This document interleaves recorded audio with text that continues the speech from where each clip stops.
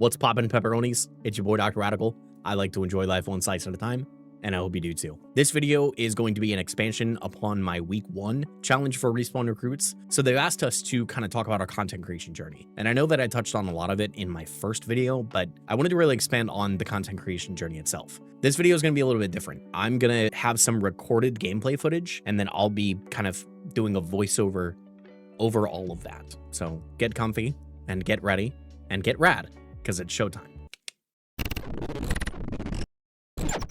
We're going to start this story off back in 2010, 2011-ish, when my best friend Kay and I were in high school. At that time, we had wanted to become the next musician duo, whether that was rap, dubstep, which was still up-and-coming, or hip-hop. Whatever that was going to be, we wanted to do something. But the biggest thing that we had a difficult time with was creating a handle or an alias to go by.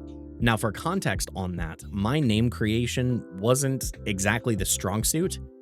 My first band's name was Def Audio, so that needs to be taken into account. After weeks of spitballing ideas back and forth and nothing just really stuck, Kay came up to me one day and said, "Dude, I got it. You're going to be Dr. Radical, and I'm going to be Professor Batitude." Immediately, I knew this was going to stick, so I ran with it. A lot of you might not remember this, but in that same time frame, Adult Swim had aired Freaknik the Musical, which starred T-Pain, Andy Samberg, Snoop Dogg, and a lot of others. I remember it vividly, still to this day, and by that point, I had seen it multiple times. But the reason I bring it up now is because it's going to make sense later in this story. We're going to fast forward a little bit more to early 2018-ish, after getting introduced to Stone Mountain 64, when he had kind of become the face of Facebook gaming. At that point, I thought about it and I was like, you know what? I have what it takes to do this too. So I went for it. I really didn't know what I was getting myself into and didn't consider any kind of like video editing or what clips were. Nothing at that time mattered except the idea of what Dr. Radical could be. This was a handle that was given to me by my best friend when we were in high school, and I knew that this was the time that I wanted to kind of break the mold for myself and run with it. I got my first gaming PC, which was a hand-me-down of Frankenstein parts by my roommates at the time, and really got to dive in what online gaming was all about. I started exploring games like Star Wars: The Old Republic, PUBG, Warframe, Destiny, and a few others as well. But I was super late to discovering what live streaming really consisted of and kind of dive into that world. I knew about it, of course, just being around people that were online gamers. When I went to PAX in 2017, I got to meet people like Markiplier and Jacksepticeye, and I really hadn't experienced it for myself, so this was the time to do it. So, with a Logitech C920, no clue as to what an overlay even was, and a dream, I played Ring of Elysium with one of my buddies while streaming on Twitch for the very first time. There wasn't a thought in my mind except that we were having fun and someone was going to see it and enjoy the energy that I could bring. And a couple people did, and that was the end of it for a bit. I had streamed a few more times casually, but not with the idea of being famous overnight. I wanted to get my name out there and share the fun that I was having for anyone that would see it. Now that I had become more comfortable with the concept of live streaming, I wanted to make a brand for myself.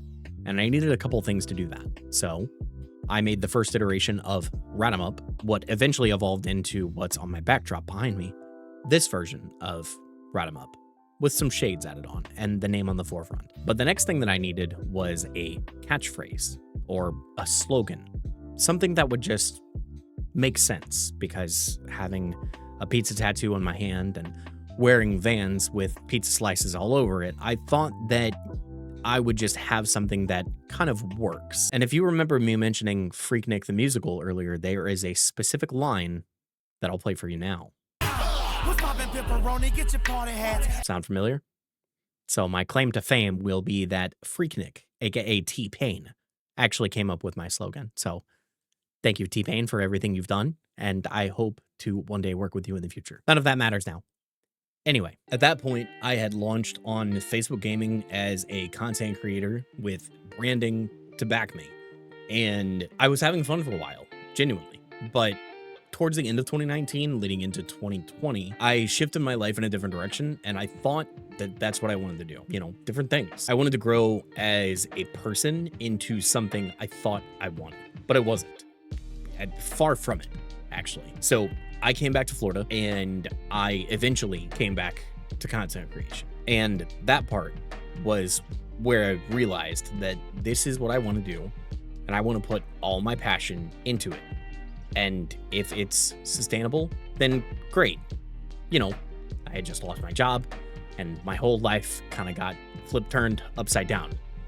So if I could make it, cool. But if not, still cool, because I could still have fun with it. And that's exactly what I did. I started to play games that I had always wanted to, and started to make new memories with people from around the world that would eventually become my friends and loved ones. You know, I think the biggest thing for me was that I didn't realize that there was a new type of love for content creation. And it was the fact that I had found a place where I felt like I belonged. And I got to give that feeling to others as well. And that will never go away. That's all that really ever mattered.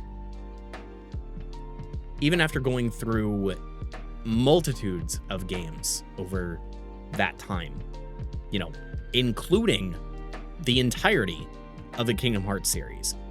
I don't mean just Kingdom Hearts 1, 2, and 3. I mean even the mobile releases we watched the video clips from, so that I can understand the entire story.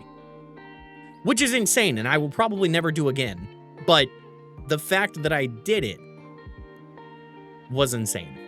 It was beautiful.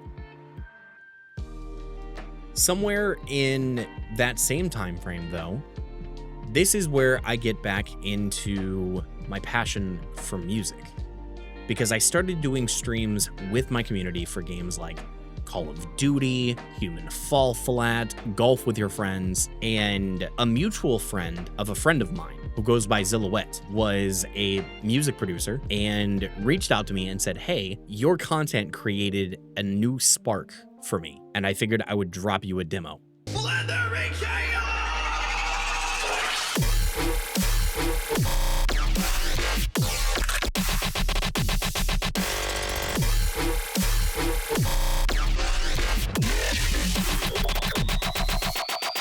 After some time of trying new games with my community and story-based games for myself, I decided that I wanted to get back into the Battle Royale genre, and what better place to go than Apex Legends. Now, I had been playing since it launched when I was still a Facebook streamer, but I took a few seasons off when the community and I started playing Call of Duty, and I believe it was Season 8 that we got back into Apex as a community on Twitch, but Season 10 is where it really popped off. Let's go! Yes.